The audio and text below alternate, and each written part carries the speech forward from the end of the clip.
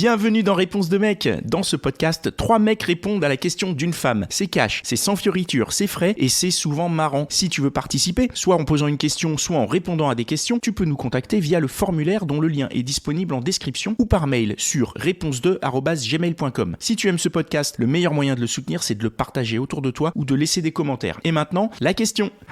Bonjour, alors j'ai une question pour vous mesdames. Je voudrais savoir s'il y a des types d'infidélité que vous pouvez pardonner et qui sont sans conséquence pour votre couple.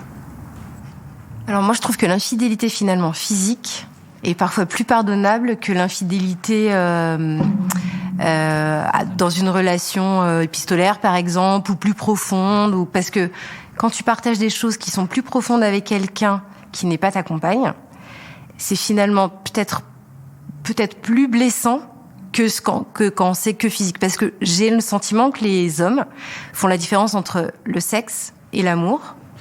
Et du coup, ce qui est important, c'est finalement l'amour. Enfin, il y a vraiment, j'ai l'impression qu'il y a 2 cerveaux, quoi. Un cerveau qui ne fait que du sexe et un cerveau qui fait que l'amour. Donc Ça s'appelle le pénis. c'est ça.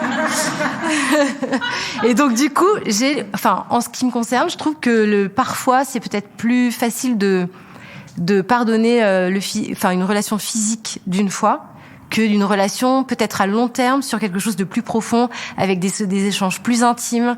Est-ce que tu as envie de le savoir ?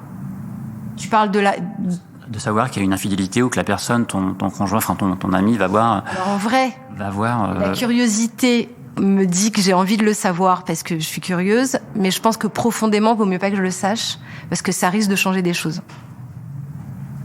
Donc c'est pardonnable, mais ça change quand même le paradigme. Enfin, ça change la relation, quoi. Oui, ça change quand même la relation. Et si tu le définis au début de la relation, qu'il y a des possibilités d'aller voir ailleurs, mais sans les règles du jeu, s'engager affectivement. À ce moment-là, c'est les règles du jeu. Mais du coup, ça se dit dès le départ. C'est pas face à la situation. Du coup, tu changes un peu les règles et du coup. Mais je pense qu'il faut que ça se dise dès le départ. Mais moi, j'ai des difficultés à croire qu'on puisse être fidèle, par exemple. J'ai le sentiment quand même que la fidélité, c'est parfois un peu pas très respecté dans un couple, mais c'est mon avis. Quand tu dis on, tu ne genres pas. Tu veux dire que tu peux aussi bien dans un couple, la femme que l'homme peut être... Oui, tout à fait. Je pense qu'on a du mal à rester toute une vie ou toute une longue histoire avec quelqu'un simplement... et c'est là où j'inclus le fait de séparer le sexe et l'amour. Je pense qu'une personne, tu peux avoir une relation intime avec quelqu'un pendant très longtemps, mais que ce soit très profond, mais rencontrer quand même des personnes et avoir des relations plus légères avec d'autres personnes. Bon, je suis mitigée, en fait. Je sais pas. Je pense que moi-même, je voudrais, j'aurais pas envie de savoir si la personne est fidèle parce que je veux forcément aller me comparer, me dire c'est comment la personne, etc., etc. Donc c'est mieux ne pas savoir. Donc ça c'est pour moi c'est clair. Après je pense que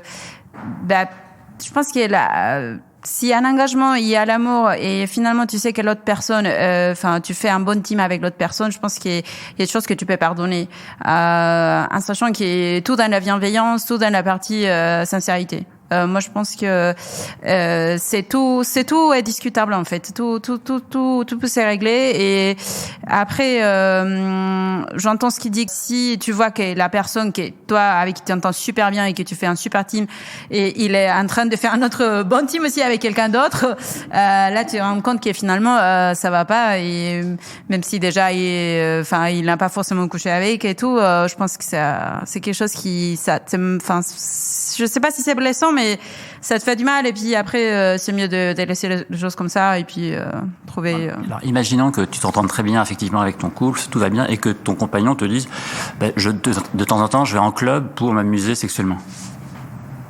Il n'y a pas de sentiment, hein, c'est d'abord je pense que je discuterai qu'est-ce qui ça fait qu'ils partent là-bas en fait d'abord et puis voir si on peut faire ensemble, en fait, vivre l'expérience ensemble. Et puis après, je pense que ça me gênerait pas, mais si, vraiment, il faut discuter, en fait. Il faut savoir à quel point t'es ouvert aussi sur ça et à quel point de ton couple t'es aussi. Parce que tu vas pas le faire avec quelqu'un qui tu viens de débuter, en fait, et qui quelqu'un te dise que ça. Et, enfin, moi, dans tout cas, je le ferai pas. Mais si je suis depuis beaucoup de temps et puis il a envie de découvrir ça, qui je suis pour pour l'empêcher ça, en fait.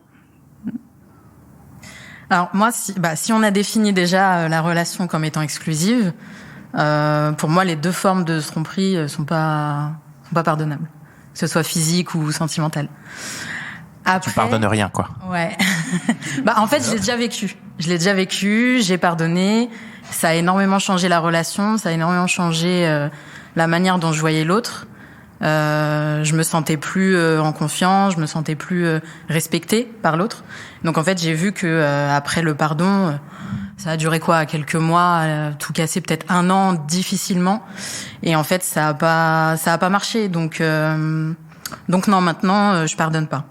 En revanche, s'il te prévient avant, non mais c'est parce que tu l'as découvert a posteriori, il y a une sorte de trahison. Mais si, alors, sans aller jusqu'à le définir les règles au début, mais si au bout d'un moment dans votre couple, il y en a un qui dit j'ai besoin de connaître autre chose.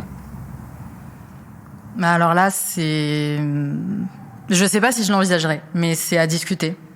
Au moins, la personne a fait l'effort de m'en parler avant, de me dire ses besoins. Donc peut-être que ce sera envisageable, mais ça dépend de la force de la relation aussi, des sentiments que j'aurai pour la personne, comment ça va entre nous, etc. Si je pense que la relation peut résister à ce genre d'écart, on va dire, ou de relation à côté. Après, dans la tromperie physique, je pense que je fais une différence entre un baiser échangé ou une nuit passée ensemble. J'estime que ça dépend de l'acte, c'est ça. Ça va dépendre de. Ouais, parce que pour arriver jusqu'à l'acte, en fait, il y a tout un tas de choses et je me dis bon. Grille tarifaire, c'est quoi? Non, mais je me dis. Ça commence au baiser, ça commence au toucher, ça commence au regard, ça commence à quel moment? Non, peut-être pas au regard quand même.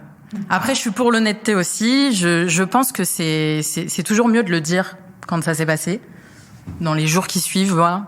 Mais pas, si la personne le découvre, enfin, moi, je sais que si je le découvre moi-même, c'est encore pire, en fait. Si la personne vient me voir et m'en parle, je vais déjà être plus compréhensive. Après, tu me disais, j'ai une grille tarifaire. En fait, c'est plus, je me dis, ça peut peut-être arriver lors d'une soirée. Voilà, on est un peu dans une certaine ambiance, machin. Bon, il y a un rapprochement physique qui se passe, mais de là à aller jusqu'à coucher avec la personne, je pense qu'il y a des étapes qui font que je me dis, à tout moment, en fait, il aurait pu stopper le truc et il l'a pas fait. Et donc, en fait, je me dis, aller jusqu'à l'acte, là, c'est vraiment que il a pas du tout pensé à notre relation, il a pas du tout pensé à moi, au mal qu'il pourrait me faire. Donc là, je me dis non. Par contre, peut-être qu'un baiser échangé, ça peut aller plus vite. Et donc, là, on peut se dire, attends, ok. J'ai échangé un baiser, machin, c'était bien, mais j'ai ma nana, ça se passe super bien, j'ai pas envie de tout gâcher, stop. Donc, un baiser, tu pardonnes, mais une fornication, non. Voilà, en gros. C'est bien, c'est la question, hein, quels sont les actes qui sont pardonnables ou pas. D'accord. Et si il fait comme ça a été proposé là, par exemple, pour reprendre ce qu'il disait tout à l'heure, ton mec il dit tiens, j'ai envie d'essayer d'autres choses, viens, est-ce qu'on va en club? Comment toi tu réagis? Est-ce que c'est le début de la fin de la relation ou est-ce que c'est le début du puisqu'une relation est forcément amenée à évoluer sur le temps, surtout quand tu as envie qu'une relation dure. Donc tu dois la faire évoluer et tu dois être à l'écoute des demandes d'évolution de l'autre éventuellement. Donc voilà, enfin il y a ça, et après il y a même le rapport dans l'inverse, c'est-à-dire est-ce que toi vraiment tu n'as pas aussi parfois ce même genre de questionnement au sein de la relation? Voilà, c'est ce que, en fait, j'allais un peu répondre ça. Ça dépend aussi je pense que ça dépendra aussi de mes envies à ce moment-là, de comment je vois la relation aussi. Si moi, au moment où mon gars vient me voir, il me dit voilà, j'ai envie un peu d'aller voir ailleurs, mais je veux qu'on continue ensemble, et que moi, j'en ressens pas du tout l'envie, et que je me sens vraiment mal vis-à-vis à l'idée qu'il puisse se rapprocher de quelqu'un d'autre. Je pense qu'on en discutera, mais je pense qu'à un moment donné, ça va bloquer. Et peut-être que ça mettra fin à la relation. Par contre, si j'ai évolué à ce niveau-là et que ça me donne envie aussi, j'essaierai avec lui, je pense, ouais. Ok, faut en être un peu au même niveau du contrat que vous passez. Faut être un peu raccord là-dessus, quoi.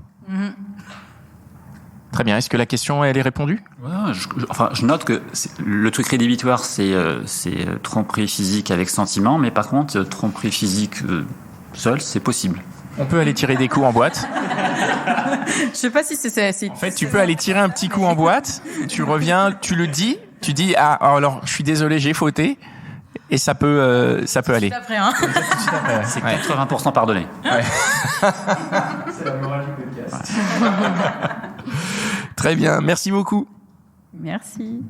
Et voilà, c'est tout pour aujourd'hui. J'espère que l'épisode t'a plu. Si c'est le cas, partage-le autour de toi. Ça se trouve, il y a quelqu'un dans ton entourage qui a besoin d'entendre ce qui s'est dit dans cet épisode. Si t'as envie d'en découvrir encore plus, tu peux aussi aller écouter Réponse de Meuf, c'est complémentaire. Et si t'as envie de participer, soit en posant une question, soit en répondant à des questions, tu peux nous contacter sur réponse2@gmail.com ou passer par le formulaire. Le lien est disponible en description. Encore merci pour ton attention. On se retrouve ici même la semaine prochaine.